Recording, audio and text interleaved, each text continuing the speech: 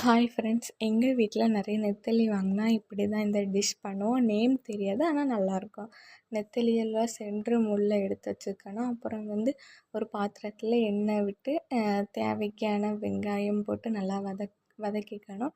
அப்புறம் அதுக்கு தேவைப்படுற தக்காளி கொஞ்சம் கம்மியாக போட்டால் போதும். தக்காளியும் நல்லா வதக்கிக்கணும். இதுக்கு என்ன மசாலா போடுறோம்னா, ஜீரகப்பொடி, நல்ல மிளகு பொடி, மஞ்சள்தூள், மல்லித்தூள், வத்தல் பொடி எல்லாம் போட்டு நல்லா மிக்ஸ் பண்ண அப்புறம் நெத்தலியையும் உள்ளே போட்டு லைட்டாக கொஞ்சம் ஒரு பெரட்டி மூடி போட்டு ஒரு 10 நிமிஷம் அப்படி வேக விட்றணும். இதில் நம்ம தண்ணி ஊற்றாண்டா அந்த நெத்தலி மீன்லேருந்தே தண்ணி வந்துடும். அப்புறம் இது நல்லா கொஞ்சம் இது பண்ணிவிட்டு தேவைக்கு உப்பு போட்டுக்கணும். உப்பு போட்ட அப்புறம் நல்லா நெத்தலி நல்லா பொடி மாஸ் மாதிரி ஆயிரும். அதுக்குள்ளே 2 முட்டையை உடச்சி ஊற்றி கொஞ்சம் நல்லா கிண்டி விட்டால் நெத்தலி